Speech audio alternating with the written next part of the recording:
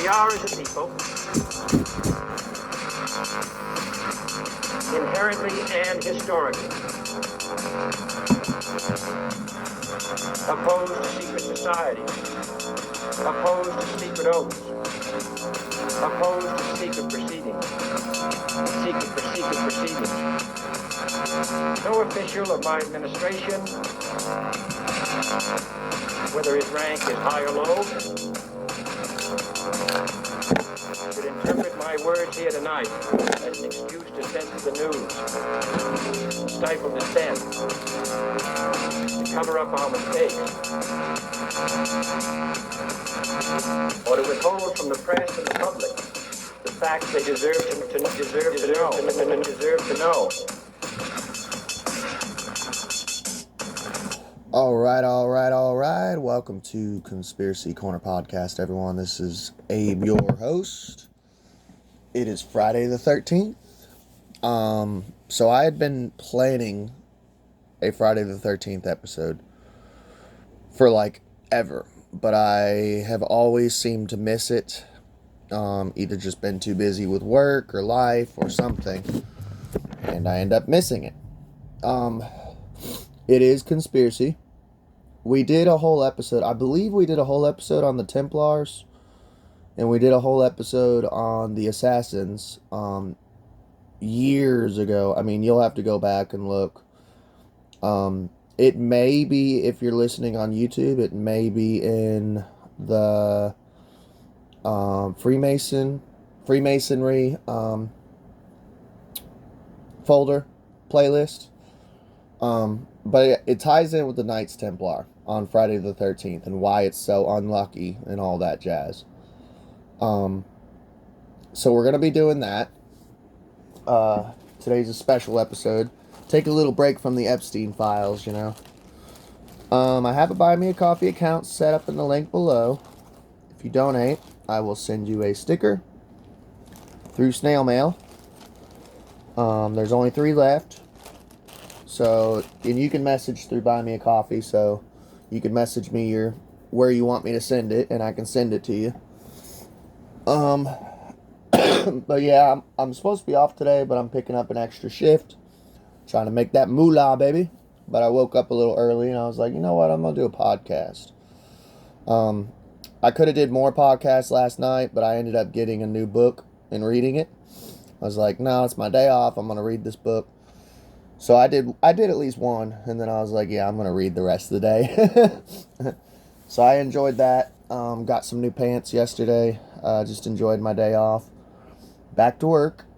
But yeah, let's get on with the show, and let's celebrate Friday the 13th. Woo! So this is the origin of Friday the 13th. Why Friday the 13th was bad luck for the Knights Templar and their legacy. In Ridley Scott's 2005 epic Kingdom of Heaven, which if you've never seen that movie, it's fucking amazing. Now, I'm not saying it's completely historically accurate. I bought a special edition DVD.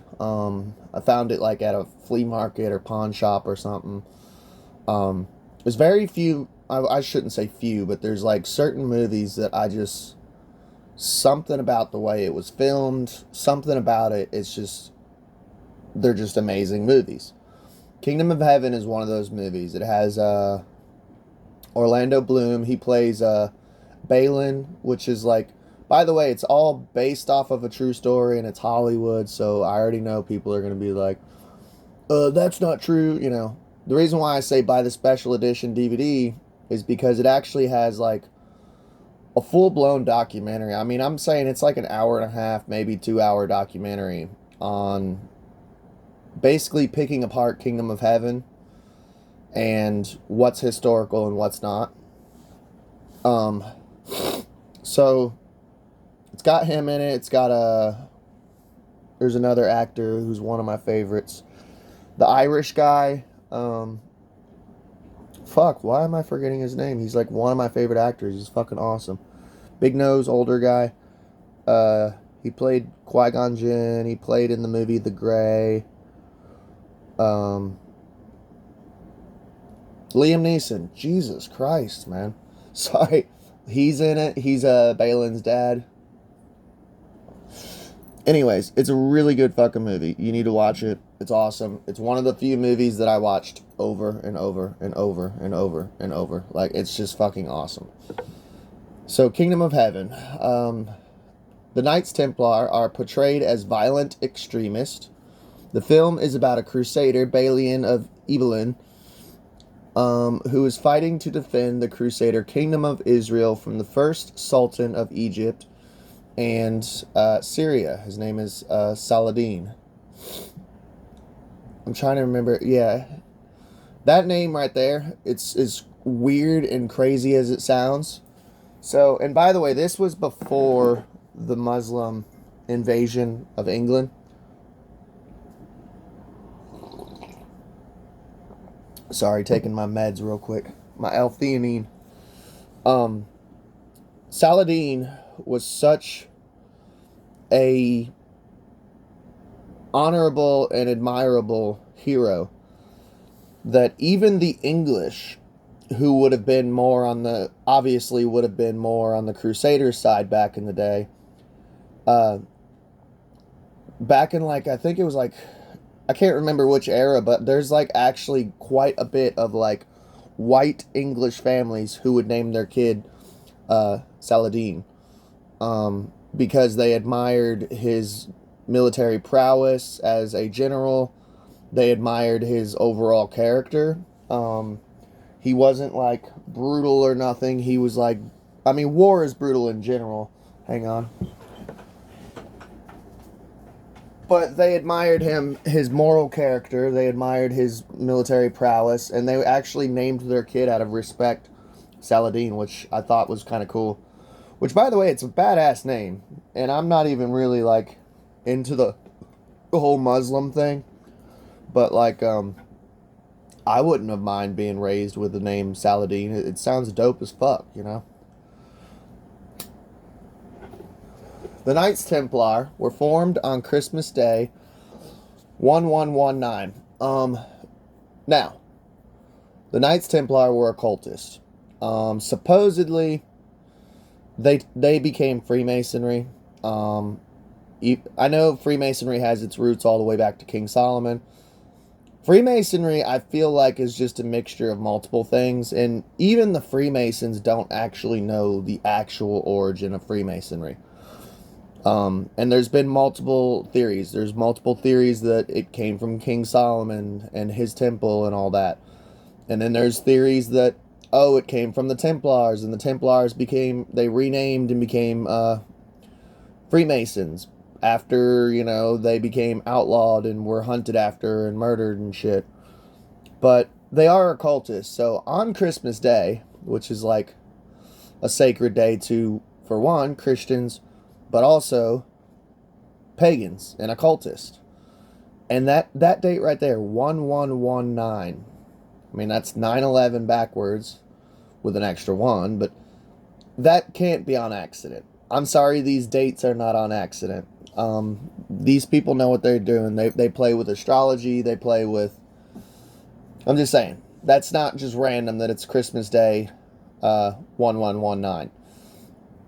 As a revolutionary type of knighthood in which knights lived as monks, taking vows of poverty and piety, which is why on one of their emblems was two knights riding on one horse.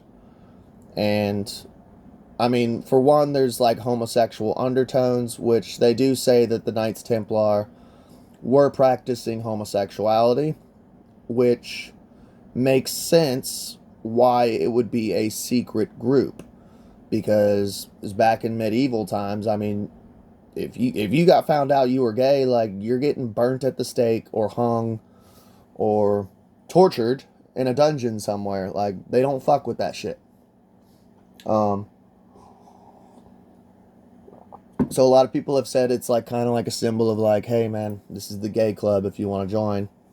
But also it's a symbol of like poverty and piety,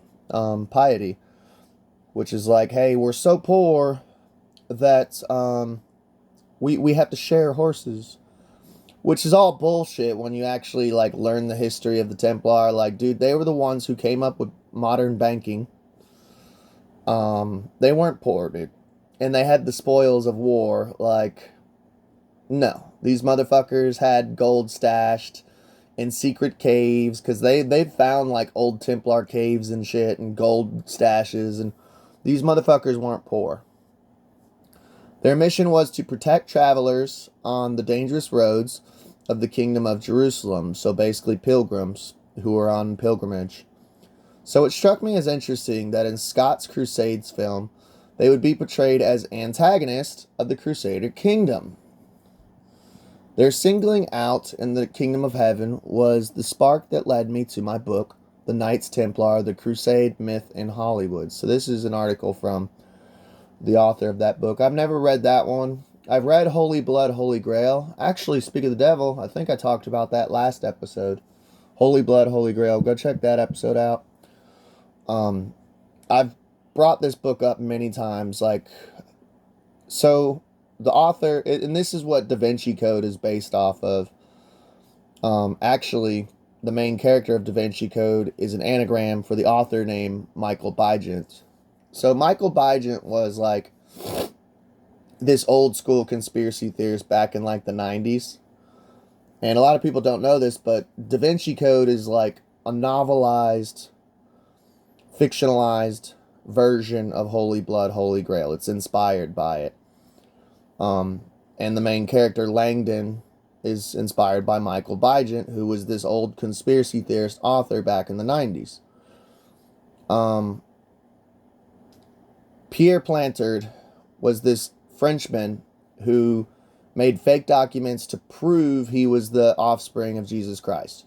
Well, not offspring, but like the lineage of Jesus Christ and the rightful king of France and all this crazy shit. Turns out the dude was an anarchist. He made all these documents up, blah, blah, blah.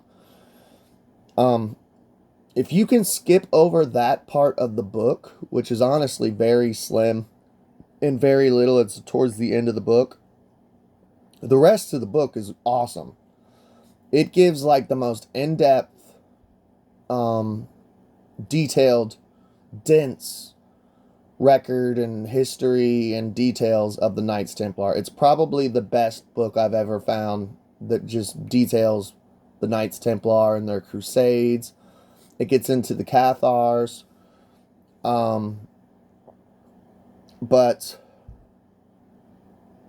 yeah, so if you can skip over that, it's a really good fucking book. And even if you don't want to skip over that part, like it's even just for like novelty purposes, it's like a conspiracy classic book, man.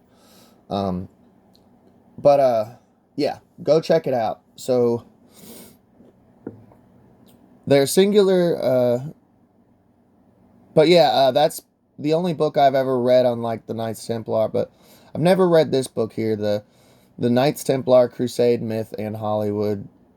Maybe it's good, I don't know, check it out. If you've read it, hit me up in the comments, let me know if it's worth buying. What I found was that villainizing the order was fairly common in films that include them. However, rather than being a modern trope, their vilification can be tracked all the way back to 700 years ago. On Friday, October 13th, 1307. Once again, these are occultic dates. I do not believe that it's an accident that it's on October 13th, 1307. 7's a very sacred number. 13. I would love to know the numerology of 13. I'm going to have to look that up. If we got time, we'll look that up when we're done with this.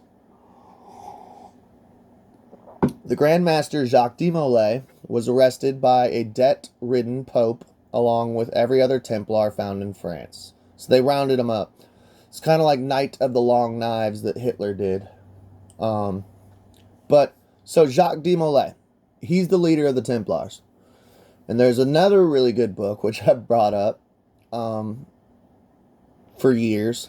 There's a book called Hiram Key. Go check that book out. It's similar to Holy Blood, Holy Grail. It's written by a Freemason. So, I don't know if that'll turn you off, but if anything, if you're anti-Freemason, what do they say? They have to tell you the truth, you know? Just check it out. It's a good book. Like, put down your bias and just check it out and read it. You're not going to become brainwashed, you know?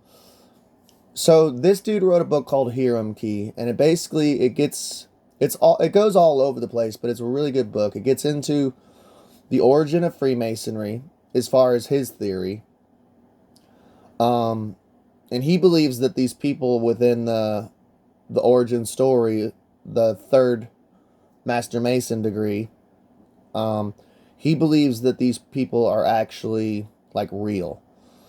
It gets into that. It gets into the bloodline of Jesus Christ, because he said while studying all of this, he actually converted to Christianity. So I don't know if that helps you. I'm not Christian. I'm an occultist. I'm a witch. So, I don't really care if someone's Christian or not. And then he gets into the Knights Templar and the Shroud of Turin. So he actually put forth this theory that the Shroud of Turin is not Jesus. That it's actually a shroud that was put on Jacques de Molay. And he lays it all out how he thinks the Shroud of Turin, the face, is Jacques de Molay. And once you see it, because the Shroud of Turin is like basically the typical, what is it, Giorgio Borgia or something like that, the Pope's nephew or something that Jesus was stylized after, the white Jesus.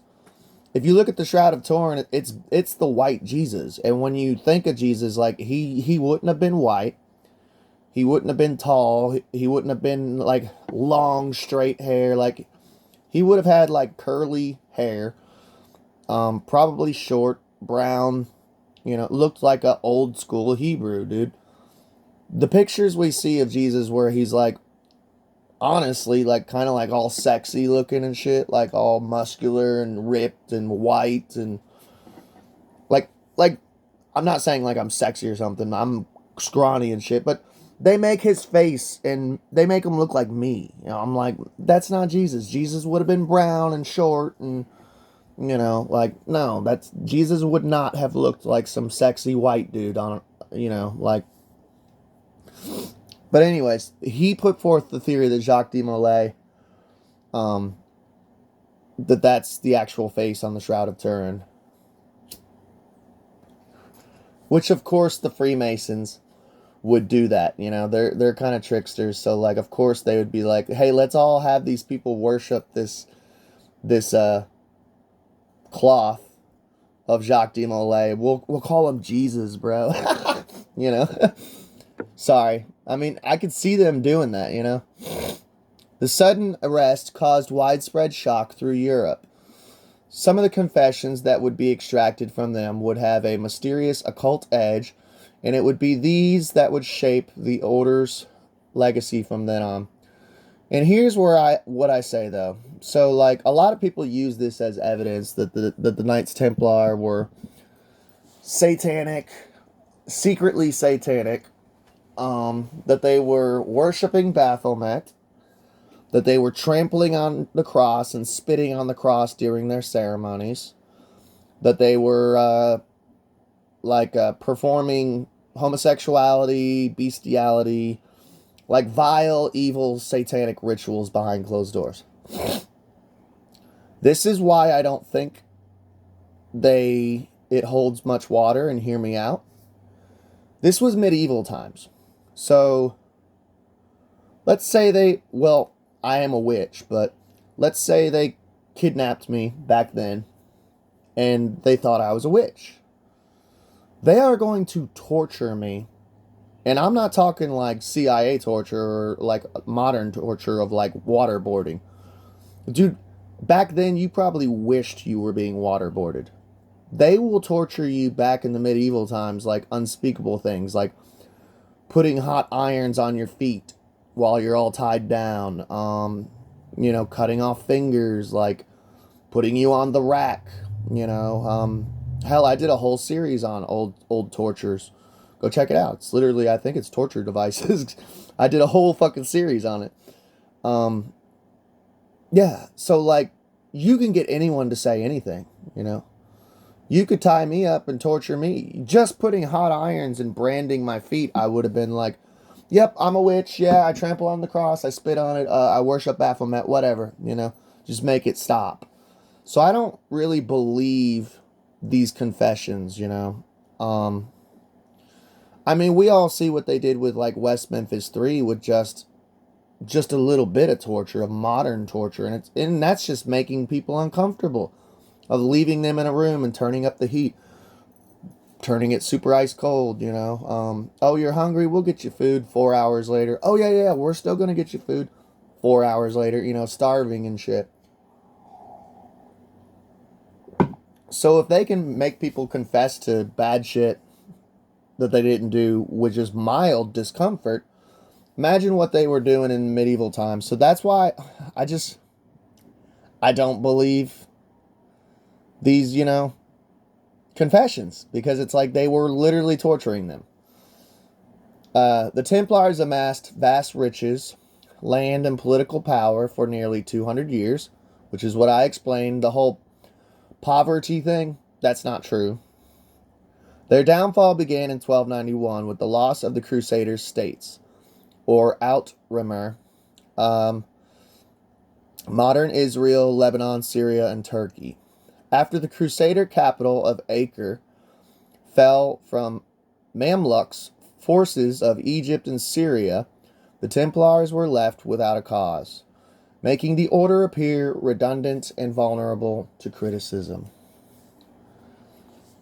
The two figures central of their downfall were French Pope Clement V and French King Philip IV, who was burdened with the significant debt and had previously moved against groups with his power, such as the Italian bankers in 1291 and the Jews. There's that. Why is it always the Jews, man? Why are they always tied into everything? So, the Jews in 1306, seizing their property and assets to ease his financial problems. So, money. The love of money is the root of all evil.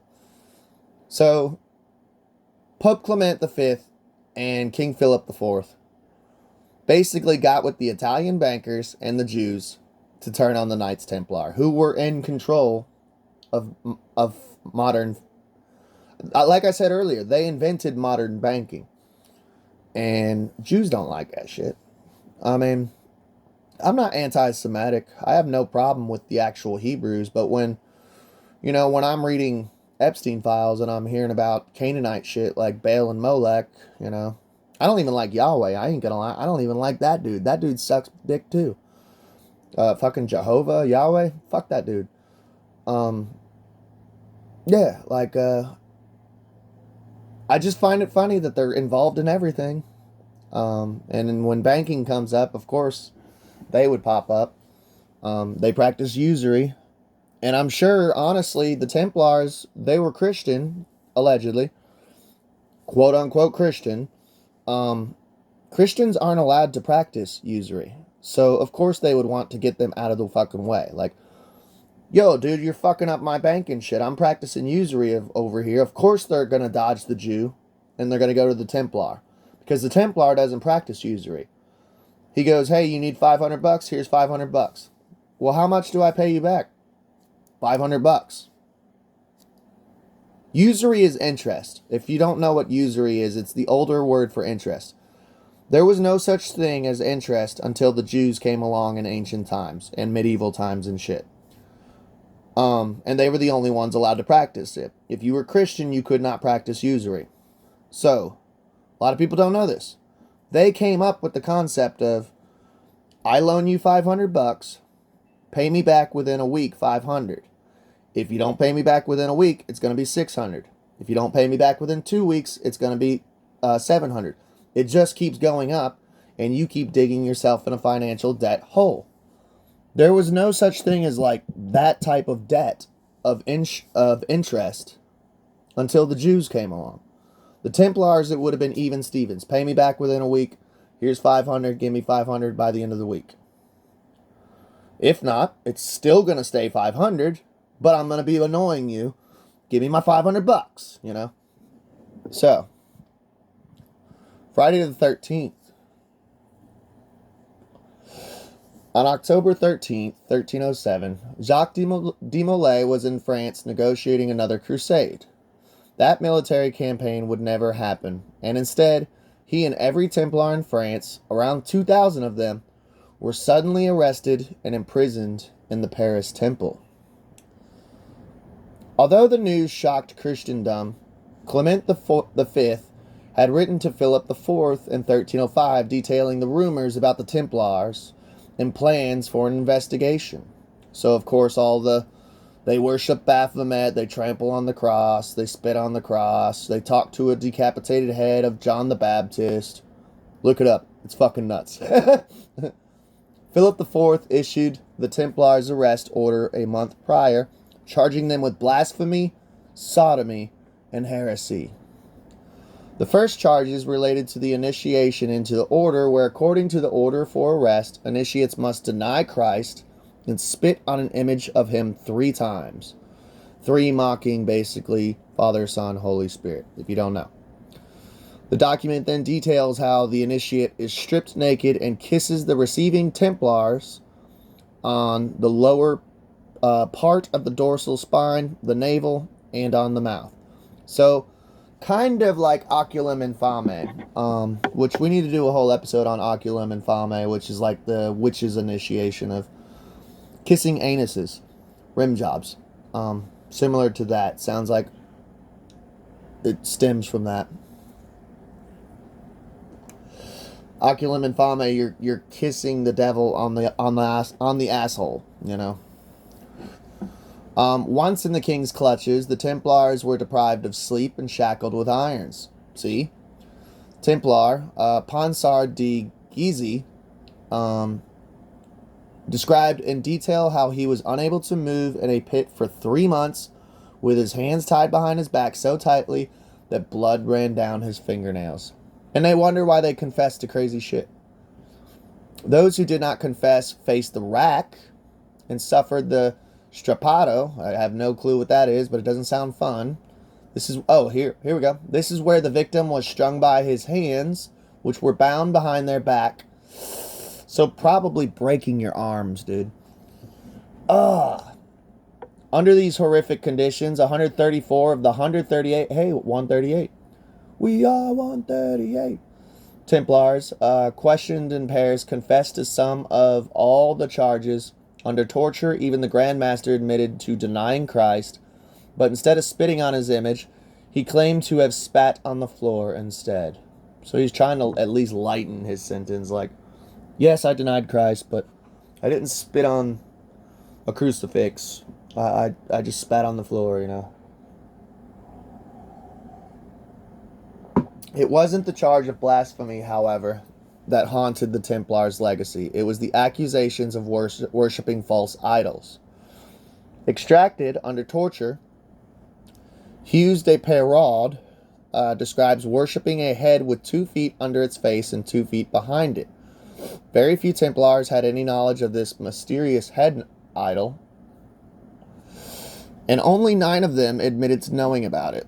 Those who did give contradictory accounts. The head with feet was described as having a beard, of being painted on a beam made of wood, silver, and gold leaf. Others claim to worship the idol called Baphomet, which is a bearded head, and a bearded head called Yala. I've never heard of that one. I think that might be what they think is the head of John the Baptist. Yala. The origin and identity of the idol Baphomet are mysterious. However, historian Sharon Newman suggests it's most likely a corruption of the name Muhammad. So they think that they were secretly worshipping and practicing Islam, I guess. Or some form of Islam. The Templar order was abolished in 1312, and Jacques de Molay was burned at the stake in 1314 as a relapsed heretic. The majority of the Templars caught in France were either executed or confined to prison indefinitely, However, it wasn't until the 16th century that the Templars' heresy entered popular imagination. So there you have it. There's the origin of Friday the 13th. I've been wanting to cover it for years because it's Templar related. And a lot of people don't know the origin of Friday the 13th. They just think Jason, you know. I love you all. I hope you guys enjoyed this special episode. I've been planning to do it for years. I just kept missing Friday the 13th. Every time it'd roll around, I'm like, fuck. You know, I missed it again. I kid you not. I've been planning this thing for like 4 or 5 years of like the origin of Friday the 13th. So I'm finally glad I got to knock it out. Love y'all. Please like, share, and subscribe. And let me know what you think of this episode in the comments. Oh, and also, YouTube has a hype button. Hype the video if you can. It boosts it up the algorithm. And also, if you're listening on Spotify, I do a poll for every episode. Feel free to answer the poll. People used to, and people don't do it anymore. It just helps with the algorithm. Alright, see you guys.